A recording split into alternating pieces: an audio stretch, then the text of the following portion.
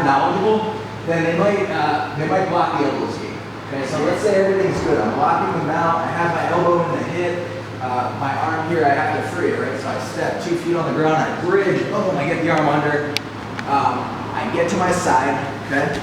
But once I'm here, if he puts his hand on the ground in front of my leg, he blocks my elbow escape. Very simple block for the elbow escape. It's basically just putting his hand flat on the mat here. He's keeping this arm over my head, right? So I can't really stretch back, and I can't bring my knee in. You guys see how he's blocking me on both sides? So now from this position, I don't want to just give up and go back to my shoulders. I want to stay on my side, and I'm going to switch my base, okay? So I'm going to start scooping my hips away from him now, okay? And I'm going to roll myself all the way to my stomach like this, all right?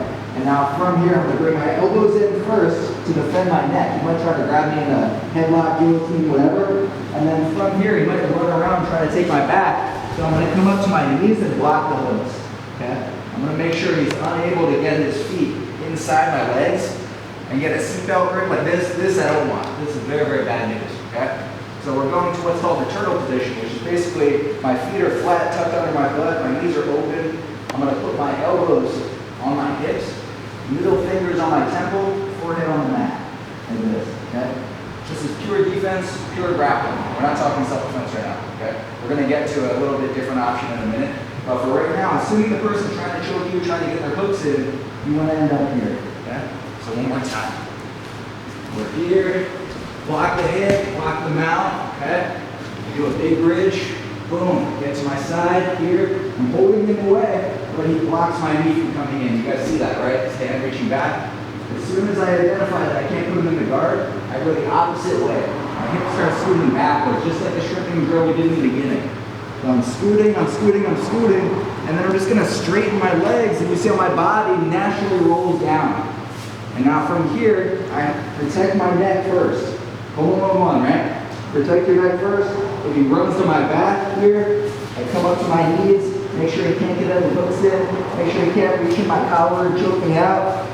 And then from there, wait for an opportunity to escape, okay? Now, sometimes you come here, there's an opportunity to actually get to your knees and tackle a person first before we go to the turtle. We'll get to that next, okay? So we'll do like pure defense first, and then we'll do a little bit of offense. So if you're on your back real quick, let's actually say I'm on this side over here, right? Let's say you bump, you get your underhook. Yes, now we're here. I block his knee from coming in. See that? Try to bring the knee in most? No way. Very easy to stop. So he's going to shoot his hips back. Let's go slow. Keep scooting back. Yep. Turn to your knees. Boom. Elbows in first. Knees up second. And if I try to put my hooks in and take his back, there's no space inside his hips.